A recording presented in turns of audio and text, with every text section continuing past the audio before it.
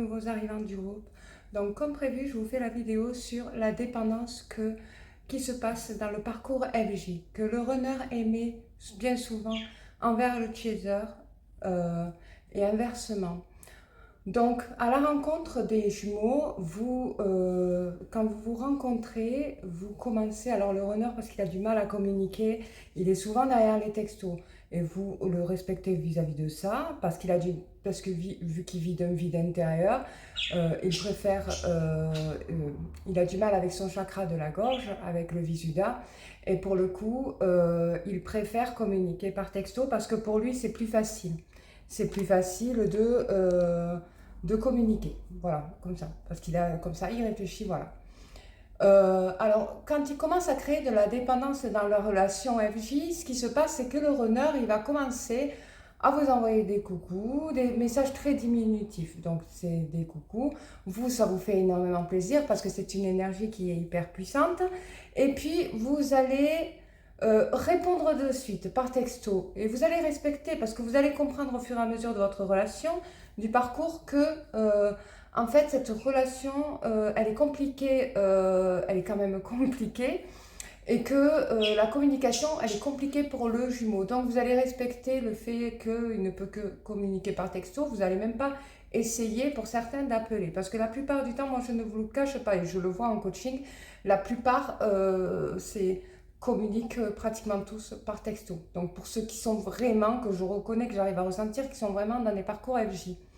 Donc, qu'est-ce qui se passe? Alors, en fait, ce qui se passe, c'est que ça crée un attachement. Parce que quand vous allez répondre de suite, parce que vous êtes super content, vous allez essayer de diminuer votre énergie. Parce que vous allez quand même respecter au début. Vous n'allez pas Ah, je suis trop contente que tu m'aies. Vous n'allez pas répondre comme ça. Vous n'allez pas du tout. Au début, quand vous êtes chez eux, vous allez quand même vous préserver de ça.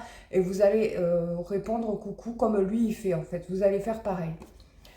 Sauf que lui, après, quand il va voir que vous n'essayez pas de... En fait, il va pas essayer de surenchérir la communication. Donc, il va vous laisser la perche. Après un coucou, ça va. Voilà, dans la communication par texto. Donc, vous allez lui répondre « ça va » et toi, il va vous répondre « ça va », mais il va pas construire une phrase, il va pas essayer de chercher de vos nouvelles, il va pas, voilà, parce que pour lui, c'est compliqué avec son vide intérieur, voilà. Pour la plupart, ou alors c'est parce qu'ils sont occupés, mais la plupart c'est parce qu'ils sont vides à l'intérieur d'eux-mêmes, et que c'est vous les chasers qui ont les clés de leur monde intérieur. Donc en gros, ce qui se passe, c'est que vous allez répondre et il va commencer à vous faire attendre. 10 minutes, 20 minutes, il va vous répondre 20 minutes après, et plus le temps passe, et plus ça va être 1 heure après, 2 heures après, le lendemain, et en faisant comme ça, vous allez répondre de suite, et puis d'un coup, vous allez vous dire, non mais attends, je viens de poser une question, quand est-ce qu'on se voit, il me répond même pas, ça fait 2 heures que j'attends sa réponse, on est en train de s'écrire, et vous attendez la réponse, vous l'avez pas. Donc vous l'avez le lendemain. Enfin, il me répond, mais si tu veux, on se voit cet après-midi. Ok. Donc vous allez vous voir l'après-midi. Il va vous écrire, j'étais heureux de te voir, moi aussi. Vous allez répondre. Et là, il va répondre 1/2 heure après, qu'est-ce que tu fais? Ou je sais pas, il va essayer de répondre 1/2 heure après. Vous allez attendre la demi-heure. Mais vous en foutez, il vous a nourri. Il était content de vous voir et vous aussi. C'est suffisamment de nourriture pour le chaser qui a besoin, qui commence à ressentir la dépendance du runner. Donc en gros, il crée de la dépendance. Donc il va vous répondre 1/2 heure après, vous êtes nourri, ça suffit. Et vous allez lui dire, ben écoute, moi, là, je regarde la télé et toi, tu fais quoi? Et lui, il va commencer à répondre 1 heure après, 2 heures après. Et par le biais de la communication, par la technologie, il va créer de la dépendance chez vous. Alors, il va créer de la dépendance dans notre génération d'aujourd'hui, je vous parle, parce qu'avec la technologie, c'est comme ça. Avant, c'était autre chose. À l'époque où il n'y avait pas la technologie, il créait la dépendance à l'époque. De la dépendance pour le lien, sachant que le lien énergétique il y est, mais il y avait ce besoin de dépendance pour faire travailler le chaser, en fait, le rendre dépendant. Donc, il commence à susciter de la dépendance chez le chaser. Donc, le chaser, elle va répondre quand est-ce qu'on se voit et lui, il va commencer à lui dire, je sais pas, on se tient au courant, d'accord, ben je te souhaite bonne nuit. Il y en a qui se souhaitent bonne nuit, il y en a que non, ils ne se souhaitent pas bonne nuit. Puis au fur et à mesure que vous connaissez vos jumeaux, au bout d'un moment donné, vous allez tellement les connaître que vous n'allez plus autant poser de questions, enfin, vous n'allez plus être autant derrière à cheval. Voilà, vous allez comprendre que les textos, enfin voilà, le rythme par texto plus ça va se prolonger, ça va vers le chemin de l'indifférence de toute façon parce que vous chaisez, parce qu'il ressent votre énergie ou d'amour inconditionnel, l'amour inconditionnel il ressent et il ressent que vous commencez à susciter des émotions et il ne veut pas trop aller vite dans la relation. Il veut que ce soit doucement. Mais c'est même pas une question de vitesse, ce que j'explique au runner, c'est une question d'intensité amoureuse. L'amour inconditionnel, c'est une intensité énergétique que le chaser ressent énormément. Donc, en gros, il va commencer à avoir créé de la dépendance chez le chaser, et ça va commencer comme ça. Ensuite, il va y avoir le chaser qui va dissimuler les sentiments parce le fait de le mettre en attente crée de la dépendance et il se dit bon ben maintenant je vais pas, le chaser va tenter d'envoyer un texto, on va parler de texto. Le runner ne va pas forcément répondre. Il répond que quand il en a envie, en fait. Il n'est pas pressé de répondre au chaser parce qu'il ne veut pas dissimuler. Pour lui, c'est de la vitesse énergétique et ce n'est pas de l'intensité. Pour le chaser, c'est de l'intensité énergétique. C'est l'amour inconditionnel, elle le ressent, le runner aussi, hein, mais le runner le ressent en vitesse, le chaser le ressent en intensité. C'est pour ça que le runner, dès qu'il sent que ça va trop vite, en fait, que le chaser commence à un peu trop s'accrocher, il fuit. Parce que pour lui, c'est de la vitesse et pour vous, c'est de l'intensité. C'est pour ça que vous ne voyez pas les choses de la même manière. Donc, en gros, le chaser, elle va commencer à envoyer un texto. Le runner va lui apprendre, non, tout dépend de moi, en fait. Il ne va pas forcément répondre. Alors, ça va faire du mal au chaser. Elle ne va pas vouloir dissimuler ses émotions, mais elle va rentrer dans son jeu. Quand il va lui écrire de ne pas répondre, de répondre le lendemain. Et bien si tu réponds le lendemain, eh bien, ne t'attends pas à ce que je réponde de ton texto, parce que peut-être que le lendemain je suis occupée, moi, que je ne suis pas derrière mon téléphone. Donc ça va s'en vouloir, et au fur et à mesure de la communication, ça peut créer une séparation, parce que le runner, il sent que là, ça ne va pas, et il peut fuir, voilà. Donc, quand vous allez vous voir, vous n'allez rien vous dire. Parce que quand vous allez vous voir, quand vous allez être en réunion, vous allez être tellement heureux de vous revoir que vous n'allez pas lui ressortir. Moi, je ne comprends pas pourquoi tu me réponds le lendemain, alors pour savoir quand est-ce qu'on se voit, que c'est une question simple. Si ça te gêne ce que je dis, ils ne vont pas essayer de régler les choses. Eux, ils vont accepter. Parce que c'est de l'incondition. Et ils vont déjà, dès le début, vous ne vous rendez pas compte, mais vous acceptez cette dépendance que crée le runner. Voilà. Alors, je sais qu'il y en a qui vont râler n'importe quoi, Nessie. Moi, je peux vous dire que si. Statistiquement, c'est ce qui se passe exactement. Donc, en gros, par la suite, donc il y a la séparation et le chaser, au début, elle ne va pas courir après le runner qui fuit.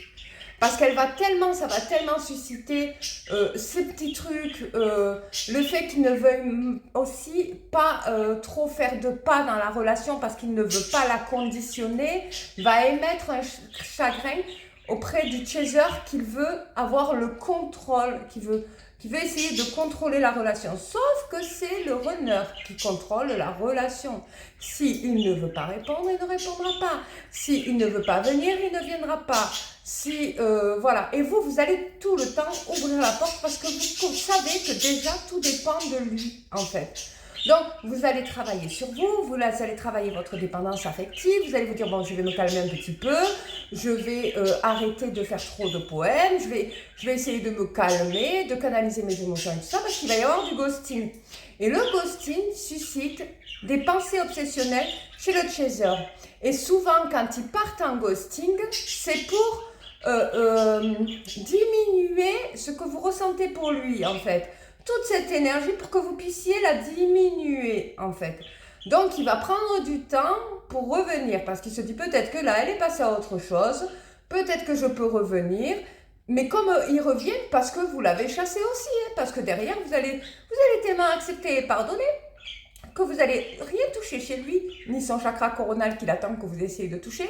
Donc, comme il le sait, il sait ce que vous ressentez pour lui, il connaît vos émotions, même si vous ne lui avez pas dit directement que vous l'aimez, mais que vous lui avez fait comprendre, ben, en fait, même pour peu de jours, ben, lui, il va fuir le temps que ça se calme, en fait, que ça s'apaise, et il va s'enfermer dans sa bulle. Alors au début c'est sa bulle et après il va se dire bon, je vais quand même me détacher moi aussi de cette relation parce qu'il va ressentir ces énergies d'amour universel. Donc là il va se dire non, là il va me falloir parce que lui les pensées obsessionnelles il va les ressentir.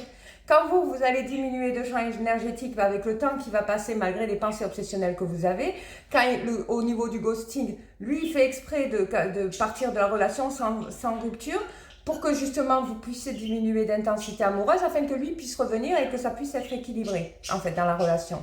Sauf que vous, les pensées obsessionnelles, a fait comme s'il était tout le temps présent. Donc en gros, dans votre tête, dans vos pensées, je parle, c'est comme si vous l'avez jamais quitté puisque vous pensez obsessionnellement à cette personne, puisqu'elle vous a quitté comme l'homme invisible en fait.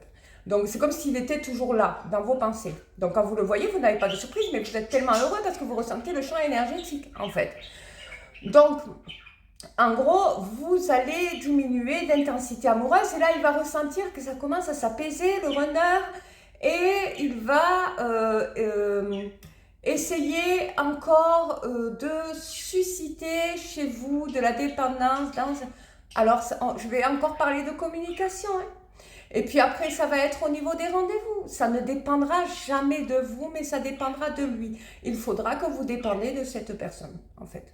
Donc, du coup, il va faire tout pour pas conditionner la relation. Vous allez dépendre de ses désirs, ses besoins, ses envies. Alors, vous allez commencer à vous défendre. Et le fait de faire fonctionner votre mécanisme d'autodéfense, le runner, ce qu'il va faire, il va se dire non, mais elle est capable de me dire ça, avec tout le champ d'amour inconditionnel qu'elle a pour moi. Parce que lui, au début, ça va pas être... Comme il n'est pas éveillé, il ne voit pas l'amour inconditionnel. Lui, il voit une personne complètement tarée et amoureuse, pardon, excusez-moi du mot, complètement euphorique et il va se dire non, c'est ce qui lui fait peur en fait, voilà, parce qu'il ressent quand même. Donc du coup, ça suscite, comme je vous l'ai dit la dernière fois, avec l'énergie d'amour universel, d'amour inconditionnel, son rythme cardiaque s'accélère. Donc en gros, il se dit non, mais c'est pas possible. Elle me rejette alors qu'habituellement, elle est euphorique. Mais comment ça se fait? Parce qu'il y a les switches. Voilà, parce que vous n'en pouvez plus de dépendre de lui. Donc vous allez switcher, au bout d'un moment donné, vous allez prendre une position, vous allez dire non, c'est bon, là c'est bon. J'en ai plus qu'assez, il se moque de moi, voilà, on n'arrive pas à conditionner cette relation parce que quand vous n'êtes pas conscient, vous êtes éveillé, mais vous n'êtes pas conscient que vous êtes dans un parcours FJ, vous conditionnez la relation, que c'est une relation inconditionnelle. Ce que lui ne veut pas, c'est conditionner la relation en fait. Voilà. Donc du coup, ça ressemble à n'importe quoi comme relation. Ça ressemble à un sex friend. Voilà, vous êtes des amis de sexe. Alors parfois, il n'y a pas du tout de sexualité entre les runners et les chasers. Parfois, ils vont juste au restaurant ou au ciné. Parfois, ils vont juste sortir, se balader. Parfois, ils vont juste... ils font rien, en fait, des fois. Ils se voient juste pour ça, 1 heure, 2 heures, et puis après, ils se quittent. Ou des fois, ils vont passer des soirées ensemble à regarder un film, et puis après, ils se quittent. Ou des fois, ils vont juste jouer ensemble, et puis ils se quittent. Voilà. Et il ne se passe rien. Il ne se passe pas grand-chose, des fois. Alors, donc, on ne peut pas mettre sur le dos de ça aussi. Donc, en gros, ça veut bien montrer, c'est des signes qu'ils ne veulent pas conditionner la relation et qu'ils veulent que ça reste inconditionnel, posé, calme et qu'on ne se prenne pas la tête, surtout pas. Sauf que le chaser, elle veut conditionner la relation, elle veut la concrétiser, elle veut la contrôler, et elle voit qu'elle n'a aucun contrôle. Ça l'énerve, parce que tout dépend de lui, donc elle va switcher, elle va lui dire, allez, c'est bon, tu peux partir, tu peux rentrer chez toi, c'est bon, j'en ai marre, en fait. Le runner va essayer de prendre un rendez-vous, va essayer de lui dire, écoute, tu me manques, j'arrête pas de penser à toi, parce que lui va se dire, c'est pas normal, d'habitude elle me fait des poèmes, d'habitude elle est à fond, et là, lui, ça va susciter un questionnement, ça va le faire travailler, justement. Et puis, mais il va se dire, il va se poser des questions. Qu'est-ce qui se passe? Mais en fait, vous switchez. Et il va commencer à chaiser parce que vous avez switché, donc il va commencer à aider la chercher. Il se dit, mais qu'est-ce que tu fais? C'était tout calme, tout ça, c'était tout comme je voulais, c'était tout plat et tout équilibré. Et bien là, c'est le chaser qui crée de la dépendance chez le runner. Est-ce qu'on peut se voir demain? Ben non, je peux pas demain, je repars avec des copines. Mais attends, tu peux annuler pour moi? Ah non, j'annulerai pour personne. Et là, vous commencez à switcher. Pour les chasers qui en ont vraiment, et ça, quand je vous parle de ça, c'est au bout d'un moment donné où vous êtes vraiment au ras de la gorge, que vous n'en pouvez plus, que vous voyez les choses venir, quand vous n'êtes pas conscient du bien MJ, que vous n'êtes pas, que vous en avez marre de la situation, qu'elle est trop, que ça émet un schéma répétitif. Alors, il va vous dire que vous lui manquez, que vous n'arrêtez pas de penser, qu'il n'arrête pas de penser à vous, et vous, ça va susciter des émotions, vous dire, moi aussi, j'arrête pas de penser à lui, oh là là, et du coup, vous allez annuler le repas avec la copine, et du coup, vous allez le voir, et là, vous allez avoir le runner qui va être content parce qu'il a récupéré la dépendance qu'il peut créer chez le chaser, et il va, ça va se continuer comme d'habitude jusqu'au ghosting, et ça va être ça, à chaque fois, ça va être comme ça va être répétitif comme ça dans la relation FJ. Il crée de la dépendance dans le chez le chaser. Quand il la gosse, c'est pour calmer les énergies afin qu'elle puisse baisser d'intensité énergétique. Bon, donc du coup, si elle rencontre quelqu'un d'autre, elle va tomber dans l'amour conditionnel qui fait partie de la 4e dimension. Du coup, ses énergies vont baisser. Du coup, elle sera plus dans l'énergie inconditionnelle, dans l'intensité énergétique euphorique. Là où on se dit, oh, mais j'arrête pas de penser à lui et tout. On n'est plus dans cette énergie.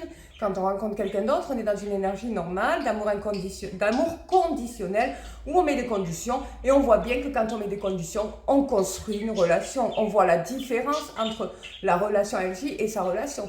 Mais il n'y a pas cette adrénaline qu'il y a avec cette relation FJ. Du coup, c'est pas la même chose.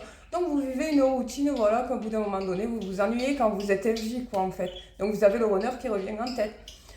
Donc, quand le runner revient, que vous êtes dans l'amour inconditionnel, que vous aimez la personne, vous êtes tellement habitué à l'amour inconditionnel, parce que vous êtes d'amour inconditionnel, vous êtes fait de ça.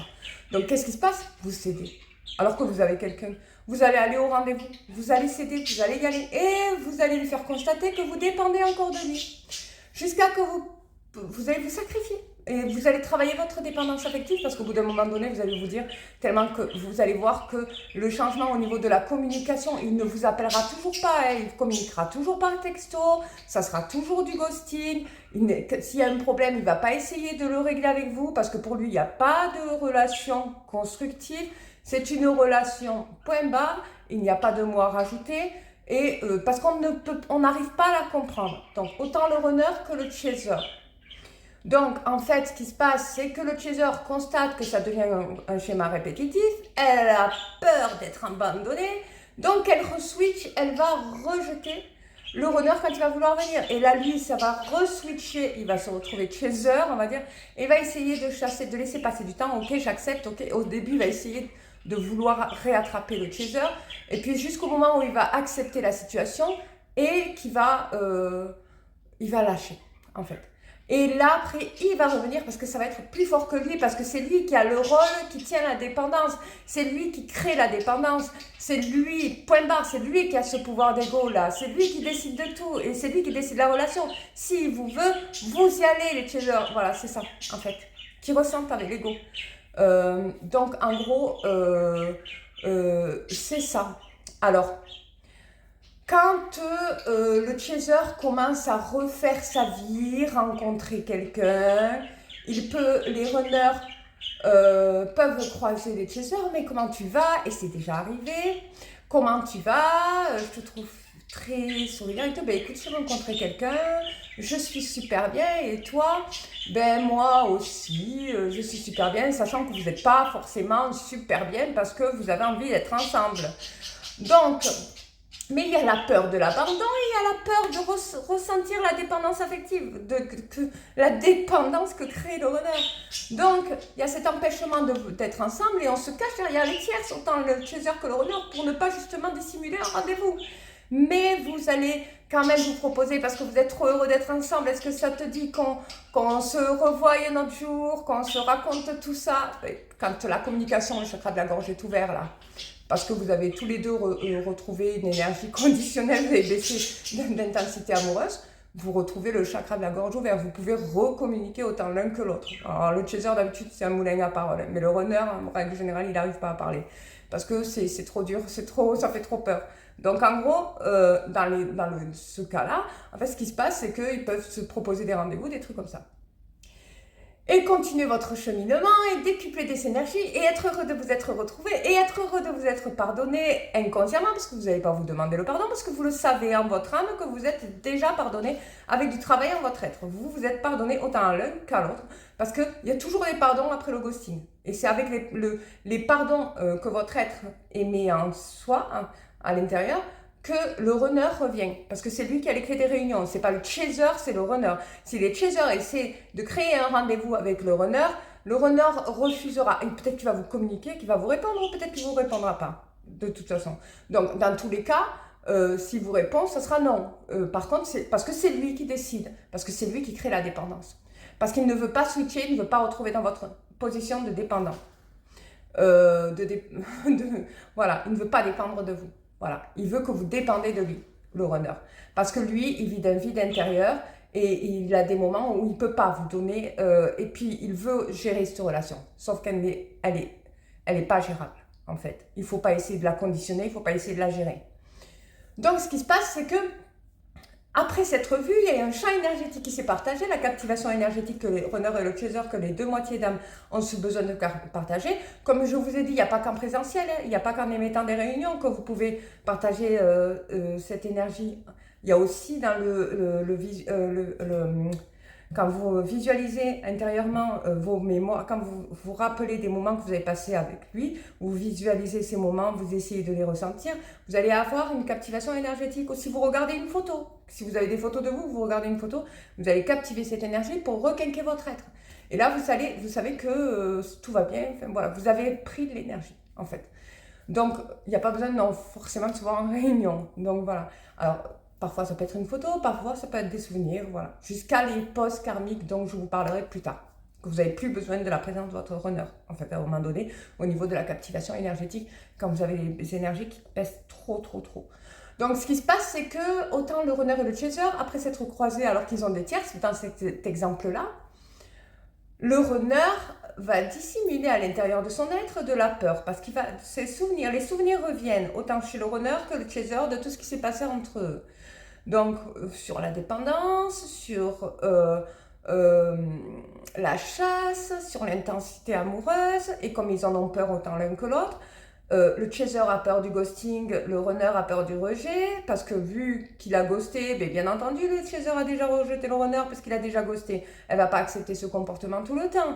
Donc, au bout d'un moment donné, elle en peut plus, elle prend une position. Donc le runner, lui, comme il a peur, parce qu'il se dit, bon, mais mon chaser, là, en fait, c'est bon, il va essayer de voir s'il a encore de la dépendance chez le chaser. Donc ils vont se revoir à leur rendez-vous qui sont donnés et il va bien mettre les choses au clair. Il va dire, écoute, on est tous les deux, on a quelqu'un, donc on va s'arrêter là. Moi, par rapport à ce qui s'est passé, j'ai pas trop envie on aille au restaurant ou tu vois. Je préfère qu'on se voie plus même parce que moi ça c'est pas possible avec le passé qu'on a eu tous les deux, c'est pas possible, on peut pas, parce qu'il va y avoir le faux self, il va y avoir tout ça parce que vous n'arrivez pas à la contrôler cette relation. Donc il va y avoir le truc qui dit en fait montrer que ça dépend bien de lui, en fait je préfère pas qu'on se voit et tout. Et quand il fait ça, il crée encore de la dépendance. Parce que le chaser, qu'est-ce qu'il va se dire, mais pourquoi il me dit ça? Pourquoi il me dit ça? Que ce soit un chaser homme ou pas femme. Mais il dit ça pour créer de la dépendance chez vous. Pour que quand il vous quitte la relation, vous re-rentrez dans des pensées obsessionnelles, pour vous poser des questions sans arrêt. Pourquoi il me propose qu'on se voit et un mois après, il me dit que non, il ne veut pas. À notre rendez-vous, 15 jours après, il ne veut pas. Il fait 2 pas en avant, 10 pas en arrière. C'est ça, les 2 pas en avant, 10 pas en arrière d'ailleurs. Et du coup, c'est pour créer de la dépendance chez vous, pour que vous restiez chaser en fait, alors que vous le serez toujours. Hein, vous le serez toujours un jour, vous allez vous déshabiller de ce statut de chaser. L'impulsivité de vouloir le chaiser, le chasser, essayer d'attraper votre proie pour qu'il revienne et captiver de l'énergie, vous allez arrêter en fait. Un jour, vous allez prendre une position parce qu'il va bien vous blesser, parce que vous ne lui aurez toujours pas touché son chakra coronal, sauf à travers quelques switches que vous avez provoqués sans le faire exprès, inconsciemment dans la relation. Un jour, vous en pourrez plus. Vous allez prendre une position. Vous allez voir s'il a changé, tant mieux. S'il n'a pas changé, s'il n'a pas travaillé en lui, vous allez le savoir, vous allez le ressentir. Déjà, au niveau de la conversation, est-ce qu'il continue toujours avec ses textos ou est-ce qu'il appelle? Est-ce qu'il écrit à minuit ou est-ce qu'il écrit à 10 h du matin? Vous allez voir un changement. De toute façon, s'il a travaillé en sonnette. S'il n'a pas travaillé, il ne reviendra pas. Voilà. Alors, ça ne sert à rien d'essayer de savoir si vous travaillez en vous. De toute façon, même à travers des tierces, vous travaillez en vous. Voilà, vous travaillez en votre être. Vous restez concentré sur l'intérieur de vous-même, ce que vous ressentez et tout. Mais il faut savoir que vous n'avez pas à vous concentrer à savoir si lui fait ou elle fait son travail. C'est à vous de faire le vôtre. Et il ne faut pas que devienne une nécessité. Il ne faut pas qu'il devienne une priorité à votre vie. Votre priorité, la seule qui doit être une priorité, c'est vous. Parce que c'est un chemin qui vous ramène à vous-même, en fait, le parcours FJ, comme j'arrête pas de vous dire. Et du coup, au bout d'un moment donné, le chaser prend position parce qu'il ne veut plus dépendre du runner. Il ne veut plus de dépendance. Il ne veut plus de dépendance affective. Il n'en peut plus. Il ressent qu'il est allé trop loin, mais parce que le runner a créé de la dépendance. Et s'il a créé la dépendance, c'est pour maintenir la relation. Il peut s'échapper 1 an, 2 ans, 3 ans, 4 ans, 5 ans, 6 ans. Tant que les pensées obsessionnelles sont dans votre vie, ça veut dire, dans votre tête, ça veut dire qu'il faut que vous travaillez en votre être. C'est que vous êtes encore trop concentré sur le runner et sur la relation et que vous n'êtes pas suffisamment concentré sur vous, sur vos besoins, vos priorités, vos envies. Vous avez le droit d'être en couple avec quelqu'un d'autre quand vous êtes dans un parcours FJ. On vous dit que vous devez être avec lui inconditionnellement, mais vous êtes en droit de rencontrer quelqu'un. Vous pouvez tomber amoureux, pas aussi intensément, mais vivre une histoire d'amour, vous pouvez vivre des vies de rêve. Il y a même des chasers qui ne se sépareront jamais de leur âme sœur, pour le runner. Même si elles aiment leur runner énormément, elles ne s'en sépareront jamais, ne prendront jamais ce risque parce qu'elles vivent une belle histoire avec quelqu'un qu'elles aiment, pas aussi intensément, mais elles aiment. Donc c'est très dur pour elles parce qu'elles savent qu'il va falloir qu'elles prennent une décision, mais la décision, elles veulent plus de ghosting, elles savent que c'est un risque, donc qu'elles prennent, si elles rejettent leur runner, leur âme sœur, pardon. Parce que là, elles vivent d'amour conditionnel, constructif, ça peut aller loin, on peut faire briller le château, on peut vraiment faire briller le couple, on peut vraiment vivre des moments qu'on n'a jamais vécu dans notre vie, que jamais personne nous a fait vivre, même si on vit un peu de ça avec le runner, très peu, on va dire, mais que ça, c'est juste parce que c'est paranormal aussi. Mais là, quand vous vivez quelque chose de constructif et de concret, vous n'allez pas tout laisser tomber. Enfin, vous allez voir que c'est vraiment un risque et ça va vous torturer à l'intérieur parce que là, c'est un travail que la source essaie de vous émettre et c'est à vous de deviner. Donc, pour la prochaine vidéo, j'espère que cette vidéo vous aura plu d'ailleurs. Et pour la prochaine vidéo, je vous parlerai de l'émotion de la peur. Quelle est la nécessité de la peur? Comment surmonter sa peur? Et je vous avais expliqué qu'elle faisait partie du chakra du 3e œil, que c'est une émotion qui fait partie de ce chakra-là. Je vous avais fait un post d'ailleurs où je vous avais mis toutes les émotions qui appartiennent à vos 7 chakras, Donc là, je voulais vous parler de la peur parce que c'est une émotion qui est le plus important pour votre être. Je vous fais de gros bisous et je vous dis à la prochaine vidéo.